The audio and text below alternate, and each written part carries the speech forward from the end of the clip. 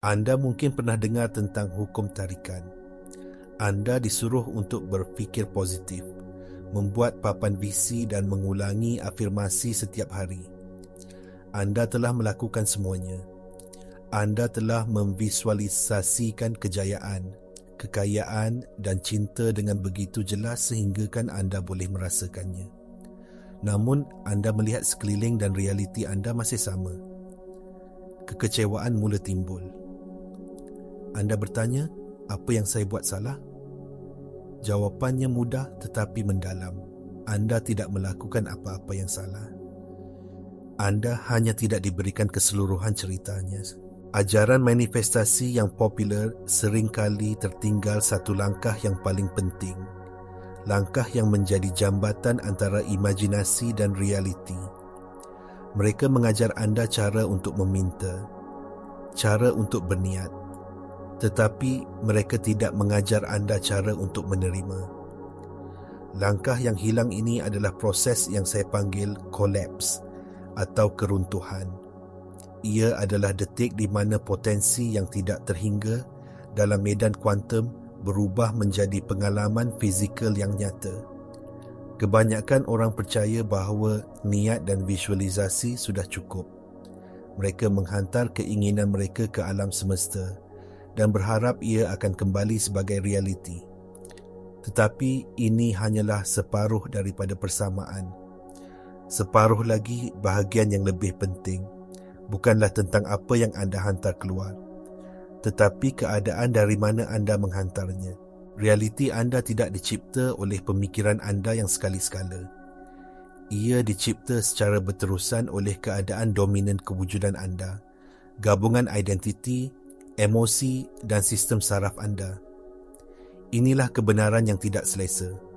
Anda sentiasa memanifestasi. Setiap saat anda sedang melakukan proses kolaps satu realiti yang selaras dengan diri anda yang sebenar. Jika anda sentiasa hidup dalam keadaan kekurangan, kebimbangan atau ketakutan, itulah realiti yang akan anda terus ciptakan. Tidak kira betapa cantiknya papan visi anda. Dalam fizik kuantum, terdapat satu konsep yang dikenali sebagai keruntuhan fungsi gelombang. Sebelum pemerhatian dibuat, satu zarah seperti elektron wujud dalam keadaan superposisi. Ia berada di semua tempat yang mungkin pada masa yang sama. Ia adalah gelombang kebarangkalian yang tulen. Hanya apabila seorang pemerhati membuat pengukuran, gelombang itu runtuh menjadi satu zarah di satu lokasi yang pasti. Potensi yang tidak terhingga menjadi satu pengalaman yang nyata. Anda sebagai kesedaran adalah pemerhati itu. Medan kuantum di sekeliling anda adalah lautan potensi yang tidak terhingga, mengandungi setiap realiti yang mungkin untuk anda, versi anda yang sihat, kaya, bahagia, dan versi anda yang sebaliknya. Keinginan anda sudah wujud sebagai satu kemungkinan dalam medan ini. Jadi, apa yang menentukan kemungkinan mana yang runtuh menjadi realiti anda? Ia adalah keadaan penjelmaan anda. Keadaan dominan anda bertindak sebagai daya pemerhati yang memaksa satu versi realiti untuk menjadi nyata. Fikirkan diri anda sebagai stesen penyiaran yang kuat. Fikiran, perasaan dan kepercayaan anda sentiasa menghantar isyarat tenaga ataupun frekuensi ke medan kuantum. Masalahnya ialah bagi kebanyakan orang isyarat ini tidak koheren. Fikiran sedar anda mungkin berkata, saya mahu kelimpahan, tetapi sistem saraf anda yang diprogramkan oleh pengalaman lalu menjerit, saya tidak selamat, saya tidak cukup. Badan anda yang ketagih dengan emosi tekanan seperti kebimbangan dan keraguan sentiasa membanjiri sistem anda dengan kimia kekurangan. Isyarat yang bercanggah ini mencipta medan tenaga yang huru-hara. Alam semesta tidak tahu bagaimana untuk bertindak balas. Oleh itu, ia hanya akan mengikut tetapan lalai, iaitu keadaan yang paling biasa anda hayati. Ia akan meruntuhkan realiti yang sepadan dengan getaran yang paling kuat dan paling konsisten. iaitu getaran ketakutan dan kekurangan yang telah tertanam dalam badan anda. Inilah sebabnya mengapa angan-angan tidak berkesan. Anda tidak boleh menipu medan kuantum. Anda tidak menarik apa yang anda mahu. Anda menarik siapa diri anda. Ayat ini adalah kunci kepada segala-galanya. Untuk mengubah realiti luaran anda mesti terlebih dahulu mengubah identiti dalaman anda. Perubahan ini bukan sekadar perubahan pemikiran. Ia adalah anjakan yang mendalam pada peringkat selular. Neuroscience memberitahu kita bahawa sekitar 95% daripada tingkah laku, pemikiran dan emosi kita dikendalikan oleh minda separasedar. Minda separasedar anda adalah seperti rakaman. Ia menyimpan setiap pengalaman, emosi dan kepercayaan dari masa lalu anda. Ia adalah program yang berjalan secara automatik di latar belakang. Apabila anda cuba untuk memanifestasi dari minda sedar anda yang hanya mewakili 5%, anda sedang berlawan dengan kuasa 95% yang telah diprogramkan untuk mengekalkan anda dalam keadaan yang biasa dan selamat, walaupun keadaan itu tidak menggembirakan. Inilah sebabnya mengapa perubahan sebenar terasa begitu sukar. Apabila anda memutuskan untuk menjadi orang baru, orang yang yakin, berkelimpahan dan sihat, badan anda akan memberontak. Ia telah menjadi biasa dengan kimia keadaan lama anda. Ia secara literal ketagih dengan hormon stres seperti kortizol dan adrenalin. Apabila anda mula berasa gembira atau berdaya, badan anda akan menghantar isyarat panik ke otak anda. Berkata, ini tidak normal. Sesuatu yang tidak kena. Cepat kembali kepada kebimbangan, kembali kepada keraguan. Itulah yang kita kenali, itulah yang selamat. Perjuangan ini bukanlah tanda bahawa anda gagal. Ia adalah tanda bahawa anda sedang menyusun semula sistem operasi anda pada peringkat yang paling asas. Anda sedang menuntut semula kuasa anda dari program separasedar anda. Anda tidak akan memanifestasikan kehidupan baru sehingga anda menjadi orang baru itu. Anda mesti merasakan perasaan keinginan yang telah tercapai, bukan sebagai latihan visualisasi selama 5 minit, tetapi sebagai keadaan kewujudan anda yang baru. Jadi, bagaimana kita secara sedar mengarahkan proses kolaps ini? Bagaimana kita beralih daripada menjadi mangsa program kita kepada menjadi arkitek realiti kita? Jawapannya terletak pada satu perkataan, koheren. Koheren berlaku apabila fikiran, emosi dan badan anda berada dalam penjajaran yang sempurna. Apabila hati dan otak anda berdenyut dalam irama yang harmoni. Apabila isyarat yang anda hantar ke medan kuantum adalah jelas, stabil dan kuat. Apabila anda mencapai keadaan koheren ini, anda menjadi magnet yang sangat kuat. Medan kuantum tidak mempunyai pilihan selain mengatur dirinya di sekeliling tenaga anda. Ia mesti meruntuhkan realiti yang sepadan dengan tanda tangan tenaga baru anda. Cabarannya bukan untuk berharap dengan lebih kuat, tetapi untuk mengekalkan keadaan koheren ini cukup lama untuk proses kolaps berlaku. Langkah pertama untuk mencapai koheren adalah dengan mengawal sistem saraf anda melalui pernafasan. Pernafasan yang perlahan dan berirama menghantar isyarat keselamatan kepada otak anda. Ia memberitahu badan anda untuk beralih dari mod kelangsungan hidup simpatetik kepada mod rehat dan pemulihan parasimpatetik. Amalkan pernafasan koheren. Tarik nafas selama 5 hingga 6 saat dan hembus nafas selama 5 hingga 6 saat. Lakukan ini selama beberapa minit setiap hari. Ini akan menenangkan sistem saraf anda dan mewujudkan kanvas yang neutral untuk anda melukis realiti baru anda. Setelah anda tenang, gunakan imajinasi anda bukan sebagai angan-angan, tetapi sebagai latihan. Neuroscience telah menunjukkan bahawa otak tidak dapat membezakan antara pengalaman yang dibayangkan dengan jelas dan pengalaman yang benar-benar berlaku.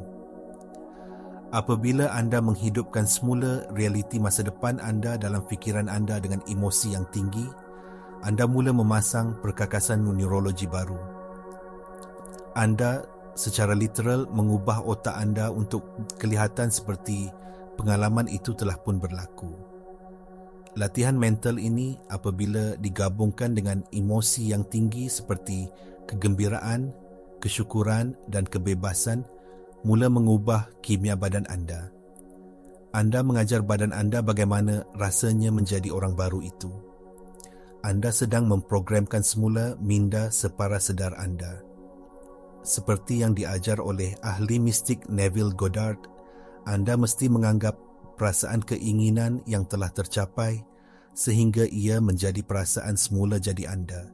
Untuk benar-benar memahami cara mengarahkan proses kolaps ini, kita perlu melihat lebih mendalam tentang bagaimana realiti itu sendiri berfungsi. Segala-galanya adalah tenaga, getaran dan frekuensi. Ini bukan lagi falsafah zaman baru. Ini adalah asas fizik kuantum. Kerusi yang anda duduki, udara yang anda hirup dan badan anda sendiri, semuanya terdiri daripada tenaga yang bergetar pada frekuensi yang berbeza. Emosi anda juga mempunyai tanda tangan getaran.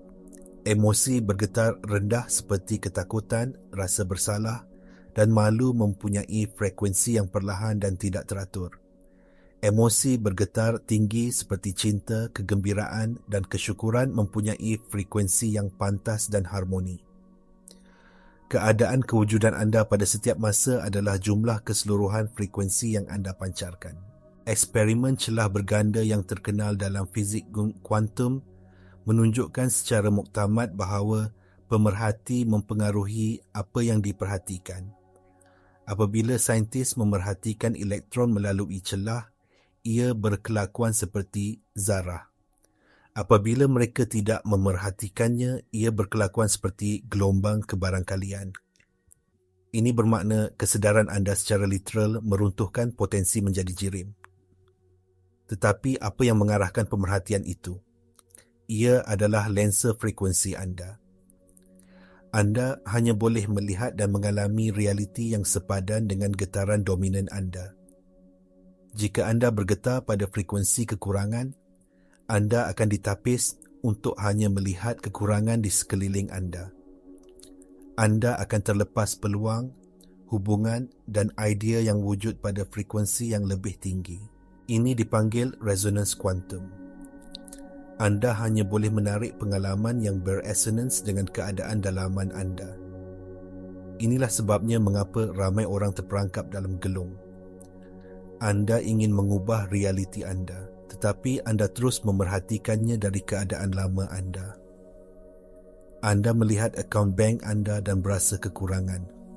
Anda melihat badan anda di cermin dan berasa kecewa.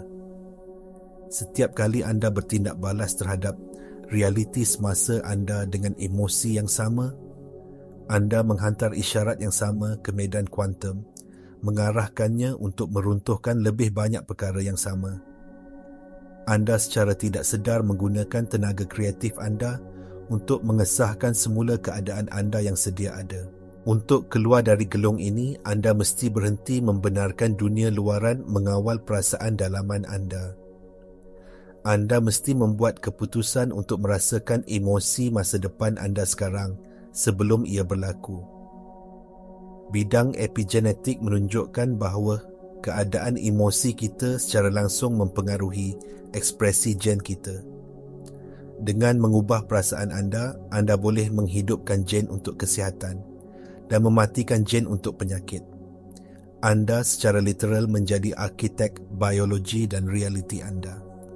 Mengatasi ketidakkoherenan adalah tugas utama dalam perjalanan ini. Ia memerlukan kesedaran yang radikal untuk menangkap diri anda apabila anda kembali kepada keadaan lama dan secara sedar memilih untuk mengubahnya. Perubahan sebenar tidak berlaku melalui tindakan besar sekali-sekala. Ia berlaku melalui penyepaduan harian yang konsisten. Matlamatnya adalah untuk beralih daripada sekali-sekala berlatih teknik ini kepada benar-benar hidup sebagai keruntuhan itu sendiri. Anda perlu menjadikan keadaan yang diingini sebagai identiti tetap anda. Salah satu masa yang paling berkuasa untuk memprogram semula minda separa sedar adalah sejurus sebelum anda tidur. Apabila anda mula hanyut, gelombang otak anda beralih dari beta, keadaan sedar, ke alfa dan kemudian ke theta. Keadaan theta adalah pintu masuk ke minda separa sedar. Ia adalah keadaan yang sama seperti dalam hipnosis. Pada masa ini, gunakan imajinasi anda. Rasakan bagaimana rasanya hidup dalam realiti baru anda. Bukan hanya melihatnya, tetapi benar-benar merasakannya dalam setiap sel badan anda. Rasakan kegembiraan, kelegaan, kesyukuran. Tidur dalam keadaan ini. Apabila anda melakukannya, anda membenarkan minda separa sedar anda bekerja sepanjang malam untuk menyusun semula realiti anda agar sepadan dengan keadaan baru ini. Satu lagi alat yang sangat berkuasa ialah tabiat mikro. Untuk menstabilkan identiti baru anda perlu membuktikannya kepada diri sendiri melalui tindakan kecil yang konsisten.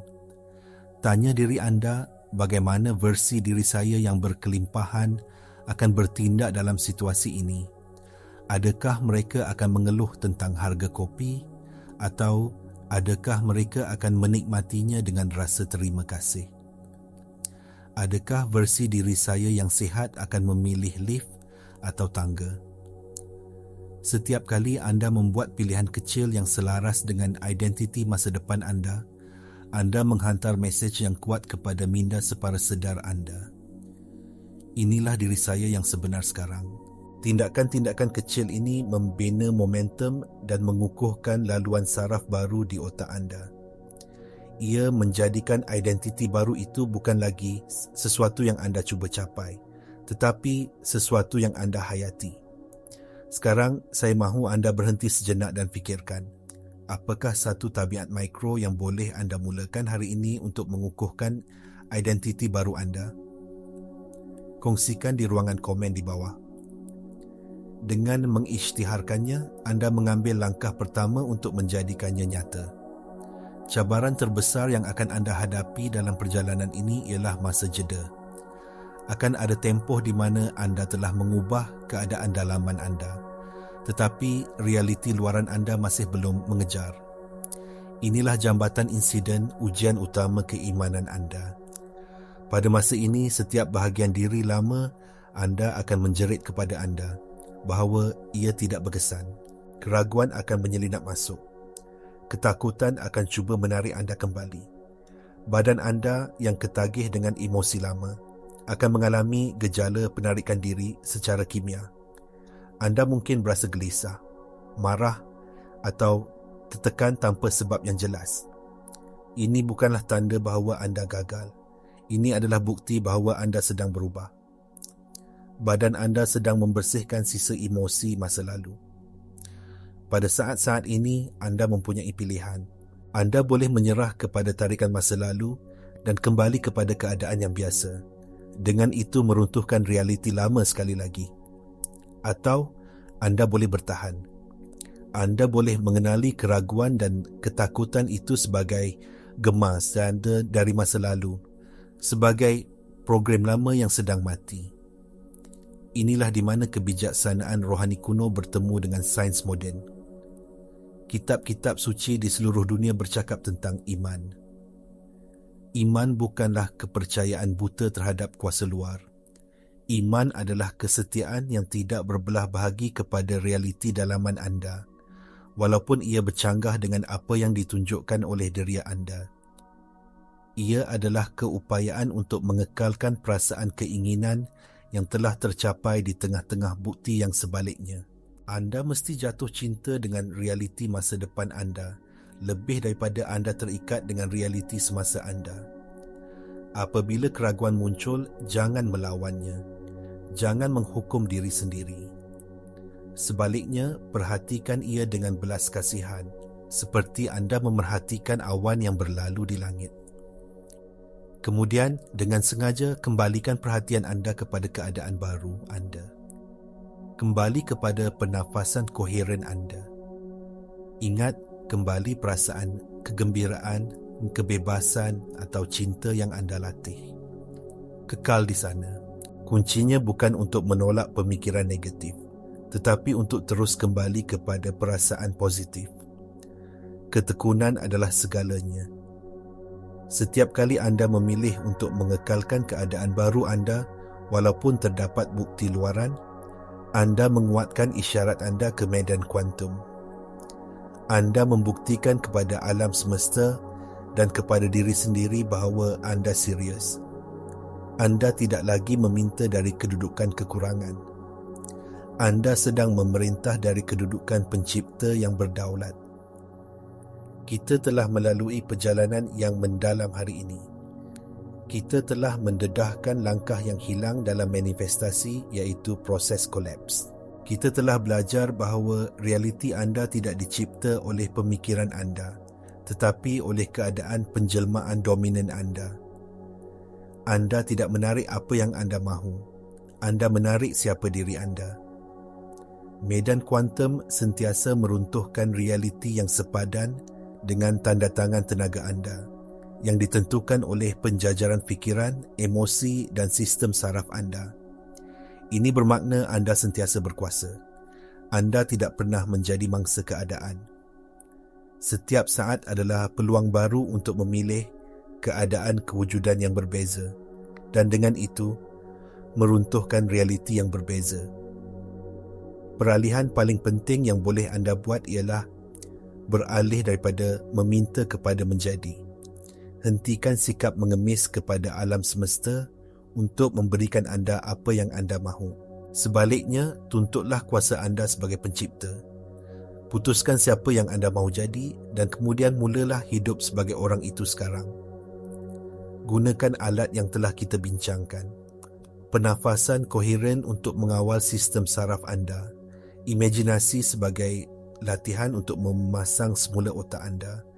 Penjelmaan sebelum tidur untuk memprogramkan semula minda separa sedar anda, dan tabiat mikro untuk mengukuhkan identiti baru anda.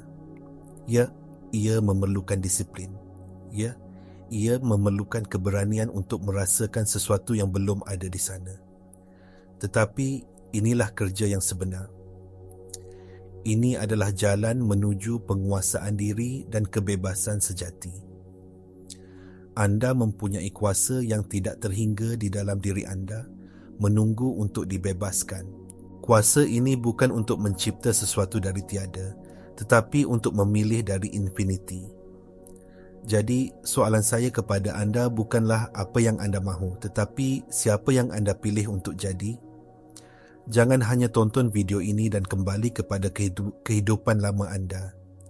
Jadilah video ini, hiduplah sebagai kebenaran ini. Mulai sekarang, pilih satu perasaan, kegembiraan, kelimpahan, kebebasan dan committed untuk menjadikannya keadaan dominan anda. Realiti anda tidak mempunyai pilihan selain mengikutinya. Terima kasih kerana menyertai saya dalam penerokaan ini. Jika kandungan ini bergema dengan anda, sila langgan saluran ini untuk lebih banyak panduan dalam mengingati siapa diri anda sebenarnya.